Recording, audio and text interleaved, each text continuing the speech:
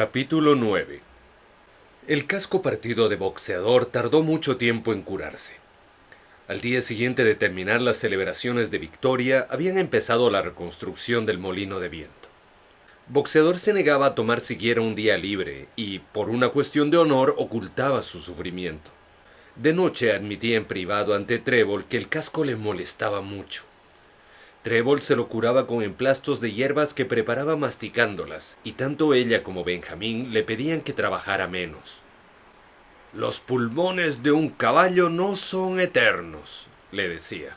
Pero Boxeador no le prestaba atención. Explicaba que solo tenía una verdadera ambición: ver muy avanzada la construcción del molino de viento antes de tener que jubilarse. Al principio, en el momento de formular por primera vez las leyes de la granja animal, habían fijado en 12 años la edad de jubilación para los caballos y los cerdos, en 14 para las vacas, en 9 para los perros, en 7 para las ovejas y en 5 para las gallinas y los gansos. Se habían acordado generosas pensiones. Hasta el momento no se había retirado ningún animal, pero últimamente se hablaba cada vez más del tema.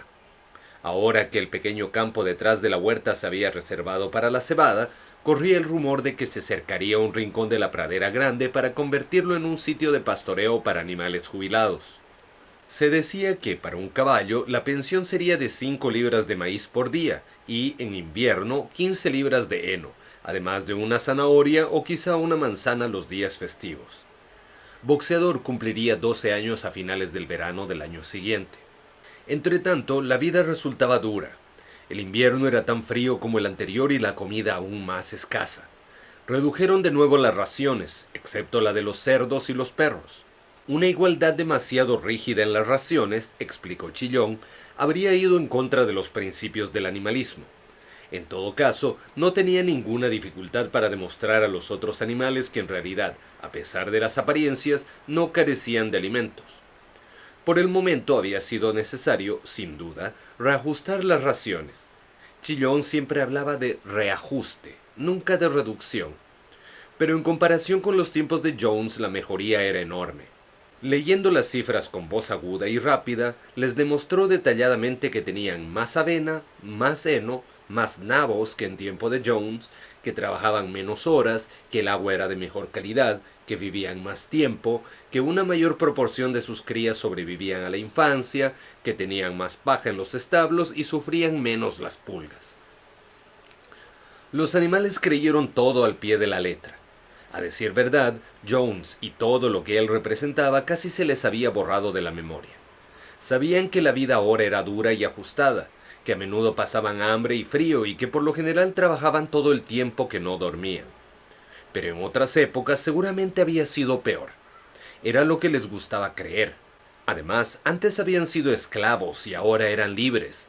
Como no dejaba de señalar Chillón, esa era una diferencia enorme. Ahora tenían muchas más bocas que alimentar.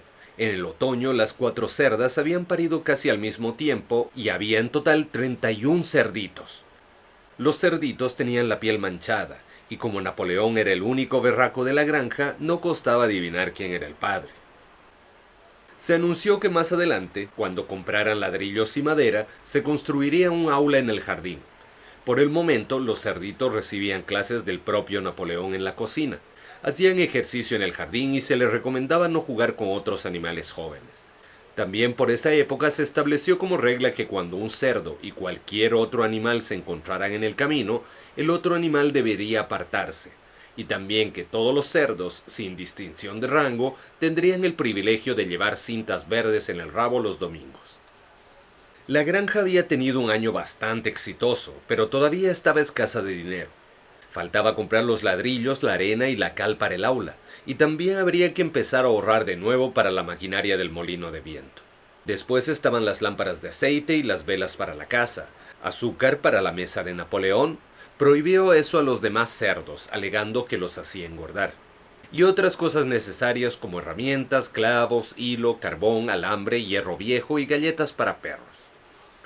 Vendieron una pila de heno y parte de la cosecha de patatas y aumentaron el contrato de los huevos a 600 por semana, de modo que ese año las gallinas apenas empollaron polluelos suficientes para mantener la población. Las raciones, reducidas en diciembre, se redujeron de nuevo en febrero, y se prohibió el uso de faroles en los corrales para ahorrar aceite. Pero los cerdos parecían bastante cómodos y, además, se los veía cada vez más gordos. Una tarde de finales de febrero, un aroma caliente, intenso y apetitoso, como nunca habían olido los animales, flotó hasta el patio desde la pequeña fábrica de cerveza abandonada en tiempos de Jones, y que estaba situada al otro lado de la cocina. Alguien dijo que era el olor que producía la cocción de la cebada. Los animales olfatearon el aire con avidez y se preguntaron si les estarían preparando algún revoltijo caliente para la cena. Pero no apareció nada de eso, y el domingo siguiente se anunció que en adelante toda la cebada estaría reservada para los cerdos. Cebada era lo que habían sembrado ya en el campo detrás de la huerta, y pronto se filtró la noticia de que cada cerdo estaba recibiendo una ración de una pinta de cerveza diaria, excepto Napoleón, que recibía medio galón, servido siempre en la sopera Crown Derby. Pero aunque sufrían privaciones, tenían la compensación de una vida más digna. Había más canciones, más discursos y más procesiones. Napoleón había dado la orden de que una vez a la semana se realizara algo llamado manifestación espontánea, cuyo objeto era celebrar las luchas y los triunfos de los animales de la granja animal. A la hora indicada, los animales abandonaban el trabajo y recorrían la granja en formación militar con los cerdos a la cabeza, seguidos por los caballos, las vacas, las ovejas y después las aves de corral. Escoltaban la procesión los perros, y a la cabeza de todos marchaba el gallo negro de Napoleón. Boxeador y Trébol siempre llevaban entre los dos una bandera verde con la pezuña y el cuerno y la leyenda «¡Viva el camarada Napoleón!». Después se recitaban poemas compuestos en honor de Napoleón, y Chillón ofrecía en un discurso los detalles de las últimas subidas en la producción de alimentos y, a veces, hacía un disparo con la escopeta. Nadie era más entusiasta de la manifestación espontánea que las ovejas, y si alguien se quejaba, como hacían a veces algunos animales cuando no había cerdos o perros cerca, de la pérdida de tiempo y de tener que pasar tantas horas allí de pie, al frío, las ovejas se encargaban de silenciarlo balando ruidosamente: «¡4 patas sí! ¡2 patas no! ¡4 patas sí! ¡2 patas no!». Pero, en general, los animales disfrutaban de esas celebraciones. Resultaba reconfortante recordar que, después de todo, eran realmente sus propios amos, y que todo lo que hacían era para su propio beneficio. Así, con las canciones, las procesiones, las cifras de Chillón, el trueno de la escopeta, el canto del gallo y el ondeo de la bandera, podían, al menos parte del tiempo, olvidar que tenían la barriga vacía. En abril, la granja animal fue proclamada república, y necesitaban elegir a un presidente. Había un solo candidato, Napoleón, a quien eligieron por unanimidad. El mismo día se anunció el descubrimiento de nuevos documentos que revelaban más detalles sobre la complicidad de Bola de Nieve con Jones. Ahora parecía que Bola de Nieve no solo había intentado perder la batalla del establo mediante una estratagema, como imaginaban los animales, sino que había luchado abiertamente en el bando de Jones. De hecho, era él quien había liderado las fuerzas humanas y entrado en la batalla con las palabras «¡Viva la humanidad!» en los labios. Las heridas en el lomo de Bola de Nieve, que algunos de los animales aún recordaban haber visto, las habían causado los dientes de Napoleón. A mediados del verano, Moisés, el cuervo, reapareció de repente en la granja, después de una ausencia de varios años. Casi no había cambiado, seguía sin trabajar y decía lo mismo de siempre acerca del Monte Caramelo. Se posaba en un tocón, batía las alas negras y hablaba durante horas enteras con quien quisiera escucharlo. «Allá arriba, camaradas», decía muy serio, señalando al cielo con el largo pico. «Allá arriba, detrás de esa nube oscura, está el Monte Caramelo, el país feliz en el que pobres animales descansaremos para siempre de nuestros esfuerzos». Hasta decía haber estado allí en uno de sus vuelos más altos y haber visto los eternos campos de trébol y el pastel de linaza y los terrones de azúcar que crecían en los setos. Muchos de los animales le creían. Si tenían ahora una vida de hambre y de trabajo, ¿no era acaso justo que existiera un mundo mejor en algún otro sitio? Una cosa difícil de determinar era la actitud de los cerdos hacia Moisés. Todos declaraban con desprecio que esas historias del Monte Caramelo eran mentiras, Sin embargo, se le permitía permanecer en la granja, sin trabajar, con una ración diaria de media pinta de cerveza. Con el casco curado, Boxeador trabajó más duro que nunca. De hecho, ese año todos los animales trabajaron como esclavos. Aparte del trabajo normal de la granja y la reconstrucción del molino de viento, estaba la escuela para los cerdos jóvenes, que empezaron a levantar en marzo. A veces costaba soportar las largas horas con insuficiente comida, pero Boxeador nunca vacilaba. En nada de lo que decía o hacía se veían señales de que hubieran menguado sus fuerzas. Solo su apariencia había cambiado un poco. Le brillaba menos la piel y parecía que se le habían encogido las ancas. Boxeador se repondrá cuando salga la hierba de primavera, decían los demás, pero al llegar la primavera Boxeador no engordó. A veces, en la ladera que llevaba a la parte superior de la cantera, cuando empleaba los músculos para arrastrar alguna piedra enorme, parecía que solo lo mantenía en pie la voluntad de continuar.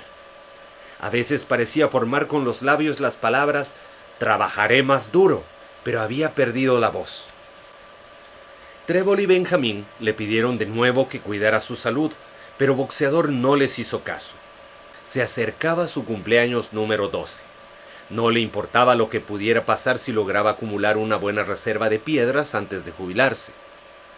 Un día de verano, al anochecer, un repentino rumor recorrió la granja. Algo le había sucedido a Boxeador. Había salido solo a arrastrar una carga de piedra hasta el molino, y, efectivamente, el rumor era cierto. Unos minutos más tarde llegaron 2 palomas con la noticia. «Boxeador se ha caído. Está tendido en el suelo y no puede levantarse». Más o menos, la mitad de los animales de la granja salieron corriendo hacia la loma donde construían el molino de viento. Allí estaba Boxeador, en el suelo, entre las varas del carro, con el cuello estirado, sin poder levantar la cabeza. Tenía los ojos vidriosos, los flancos empapados en sudor. De la boca le brotaba un hilo de sangre. Trébol se arrodilló a su lado. «Boxeador», exclamó, «¿cómo estás?» «Es el pulmón», dijo Boxeador con voz débil. «No importa. Creo que podréis terminar el molino sin mí. Hay una buena cantidad de piedra acumulada. De todos modos, solo me quedaba un mes. A decir verdad, había estado esperando la jubilación. Y como Benjamín también está envejeciendo, quizá le permitan jubilarse al mismo tiempo y hacerme compañía». «Tenemos que conseguir ayuda inmediatamente», dijo Trébol. «Que alguien corra a contarle a Chillón lo que ha sucedido». Los demás animales corrieron de inmediato a la casa a darle la noticia a Chillón. Solo quedaron allí Trébol y Benjamín, que se echó al lado de Boxeador y, sin decir nada, le ahuyentaba las moscas con su larga cola. Al cuarto de hora apareció Chillón, muy preocupado y apenado. Dijo que el camarada Napoleón se había enterado con mucho dolor de esa desgracia sufrida por uno de los trabajadores más leales de la granja y que estaba haciendo los preparativos para enviar a Boxeador al hospital de Willingdon, donde sería tratado. Eso preocupó un poco a los animales. Con excepción de Marieta y Bola de Nieve, ningún otro animal había salido jamás de la granja, y no les gustaba la idea de que su camarada enfermo terminara en manos de los seres humanos.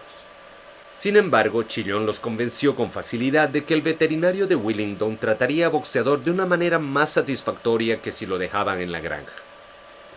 Una media hora más tarde, cuando Boxeador se hubo recuperado un poco, lo ayudaron a ponerse con esfuerzo de pie y logró volver cojeando al establo, donde Trébol y Benjamín le habían preparado una buena cama de paja. Durante los 2 días siguientes, Boxeador no salió de su establo. Los cerdos habían enviado una botella grande de medicamento rosado encontrado en el botiguín del baño, y Trébol se lo administraba a Boxeador 2 veces al día después de las comidas. Por la noche, ella se echaba a su lado para conversar, mientras que Benjamín le espantaba las moscas. Boxeador declaraba no sentirse arrepentido de lo que había sucedido. Si se reponía bien, podría llegar a vivir otros 3 años, y esperaba con ilusión los tranquilos días que pasaría en un rincón del prado. Sería la primera vez que tendría tiempo para estudiar y cultivar la mente. decía que pensaba dedicar el resto de su vida a aprender las 22 letras restantes del alfabeto. Sin embargo, Benjamín y Trébol solo podían acompañar a Boxeador después de las horas de trabajo, y fue al mediodía cuando llegó el furgón para llevárselo. Todos los animales estaban deshervando los nabos bajo la supervisión de un cerdo cuando vieron con asombro que por el lado de los edificios aparecía Benjamín al galope, rebuznando con todas sus fuerzas. Era la primera vez que veían a Benjamín agitado. De hecho, era la primera vez que lo veían galopar. ¡Rápido, rápido!, gritó. ¡Venid, se llevan a Boxeador!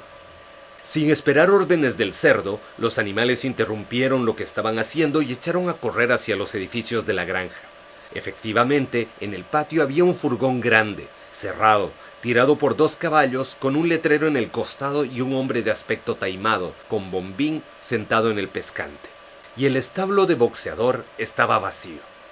Los animales rodearon el furgón. «Adiós, Boxeador», dijeron a coro. «Adiós». «¡Estúpidos! ¡Estúpidos!», gritó Benjamín corcoveando alrededor y pateando el suelo con los pequeños cascos. «¡Estúpidos! ¿No veis lo que está escrito en el costado del furgón?». Eso hizo vacilar a los animales, que se quedaron callados. Muriel empezó a deletrear las palabras, pero Benjamín la apartó, y en medio de un silencio sepulcral leyó: «Alfred Simmons, matarife de caballo y fabricante de cola, Willingdon. Comerciante de cueros y harina de huesos. Servicio de perrera». ¿No entendéis lo que significa? ¡Llevan a Boxeador al matadero! Los animales soltaron al unísono un grito de horror. En ese momento el hombre sentado en el pescante fustigó a los caballos y el furgón salió del patio a trote rápido. Todos los animales lo siguieron, desgañitándose. Trébol se abrió paso hasta la primera fila. El furgón empezó a acelerar. Trébol trató de obligar sus robustos miembros a galopar y logró un medio galope. «¡Boxeador!», gritó. «¡Boxeador! ¡Boxeador! ¡Boxeador!». Y en ese momento, como si hubiera oído el alboroto fuera del furgón, la cara de Boxeador, con la raya blanca en la nariz, apareció en la ventanilla de la parte trasera del vehículo. «¡Boxeador!», gritó Trébol, con terrible potencia. «¡Boxeador, sal de ahí! ¡Rápido! ¡Te llevan a la muerte!». Todos los animales repitieron el grito de «¡Boxeador! ¡Sal de ahí, Boxeador!». Pero el furgón avanzaba cada vez a mayor velocidad, alejándose de ellos. No estaba claro si Boxeador había entendido las palabras de Trébol, pero un instante más tarde su rostro desapareció de la ventanilla y se oyó el tremendo tamborileo de cascos dentro del furgón. Estaba tratando salir de allí a patadas. En otros tiempos, los cascos de Boxeador habrían reducido a astillas el vehículo. Pero ¡ay!, las fuerzas lo habían abandonado, y en unos instantes el sonido del tamborileo se fue debilitando hasta cesar. Desesperados, los animales empezaron a pedir a los 2 caballos que tiraban del furgón que se detuvieran. «¡Camaradas! ¡Camaradas!», gritaron. «¡No llevéis a vuestro propio hermano a la muerte!». Pero las estúpidas bestias, demasiado ignorantes para darse cuenta de lo que pasaba, no hicieron más que aplastar las orejas contra la cabeza y acelerar el paso. La cara de Boxeador no volvió a aparecer en la ventanilla. Demasiado tarde, a alguien se le ocurrió adelantarse al furgón y cerrar la puerta de la granja, pero el vehículo la atravesó en un instante, antes de desaparecer con rapidez en la carretera. Nunca más vieron a Boxeador. 3 días después, se anunció que había muerto en el hospital de Willingdon, a pesar de recibir todas las atenciones a las que un caballo puede aspirar. Chillón salió a dar la noticia a los demás. Según dijo, había estado con Boxeador durante sus últimas horas.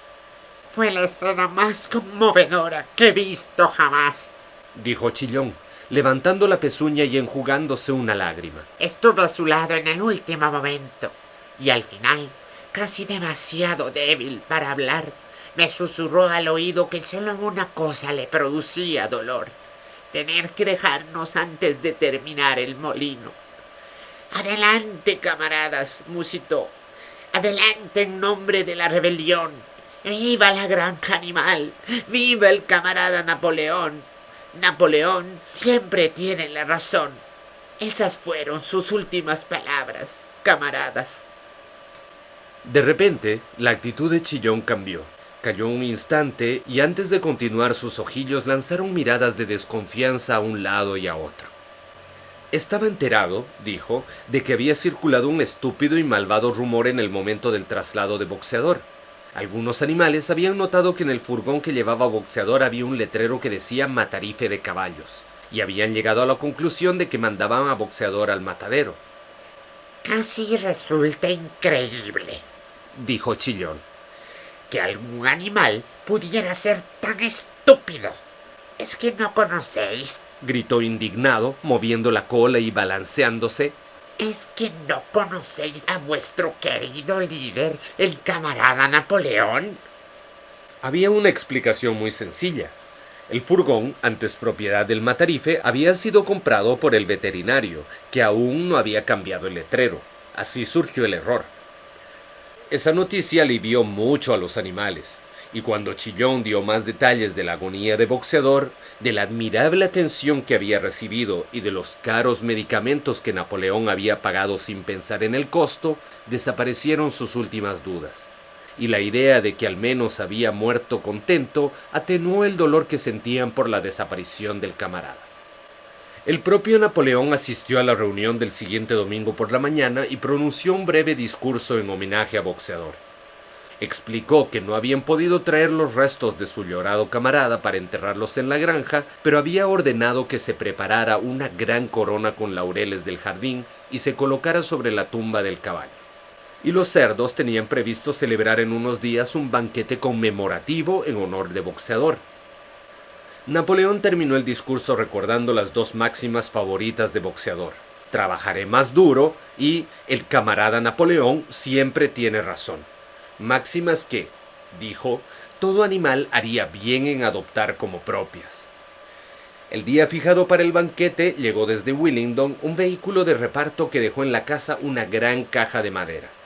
Esa noche se oyeron ruidosos cantos, seguidos por algo parecido a una violenta disputa que terminó a eso de las 11 con un tremendo estruendo de cristales rotos.